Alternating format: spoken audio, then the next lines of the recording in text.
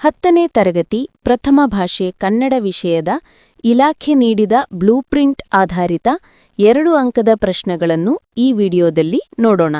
ಪ್ರಶ್ನೆ 1. ಮದಲಿಂಗನ ಕಣಿವೆಯಲ್ಲಿ ಬರುವಾಗ ಶಾನುಭೋಗರು ಏನೆಂದು ಯೋಚಿಸಿದರು?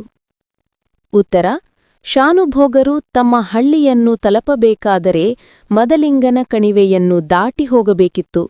ಸ್ವಲ್ಪ ದೊಡ್ಡ ಹೆಜ್ಜೆ ಹಾಕಿದರೆ ಊಟದ ಹೊತ್ತಿಗೆ ಊರು ಸೇರಿಕೊಳ್ಳಬಹುದು ಎಂದು ಯೋಚಿಸಿದರು. ಪ್ರಶ್ನೆ 2. ಹುಲಿಯು ಹಿಂದಿನಿಂದ ಹಾರಿ ಕೊಲ್ಲದಿರಲು ಕಾರಣಗಳೇನು?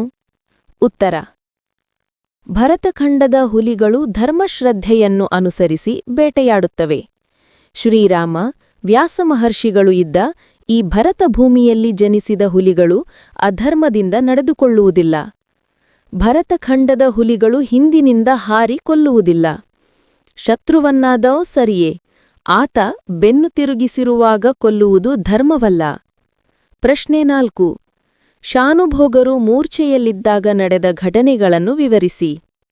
ಉತ್ತರ: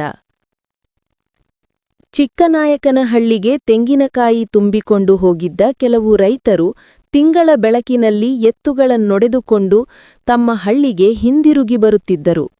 ಶಾನುಭೋಗರು ಬಿದ್ದ ಸ್ಥಳಕ್ಕೆ ಕಾಲು ಹರಿದಾರಿಯಿದೆ ಎನ್ನುವಾಗ ಹುಲಿಯ ಗರ್ಜಿಮಿ ಕೇಳಿಸಿತು. ಎತ್ತುಗಳು ಕಣಿ ಹಾಕಿಕೊಂಡು ನಿಂತವು.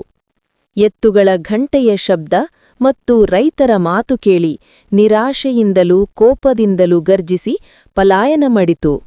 ಗಾಡಿಯವರು ಸ್ವಲ್ಪ ಹೊತ್ತು ಗಾಡಿಯ ಬಳಿಯಲ್ಲೇ ನಿಂತು ನೋಡಿದರು. ಮತ್ತೆ ಗರ್ಜನೆ ಕೇಳಲಿಲ್ಲ. ರೈತರು ತಮ್ಮಲ್ಲಿದ್ದ ಕೋವಿನಿಂದ 1-2 ತೋಟ ಹಾರಿಸಿ ಕೈಲಾದಷ್ಟು ಗಲಭೆ ಮಾಡುತ್ತಾ ತೆಂಗಿನ ಗರಿಯ ಪಂಜ ಹೊತ್ತಿಸಿಕೊಂಡು ಮೂರ್ಛೆಯಲ್ಲಿ ಬಿದ್ದಿದ್ದ ಶಾನುಭೋಗರನ್ನು ಕಂಡು ಮುಖದ ಮೇಲೆ ನೀರೆರಚಿ ಎಚ್ಚರಿಸಿದರು.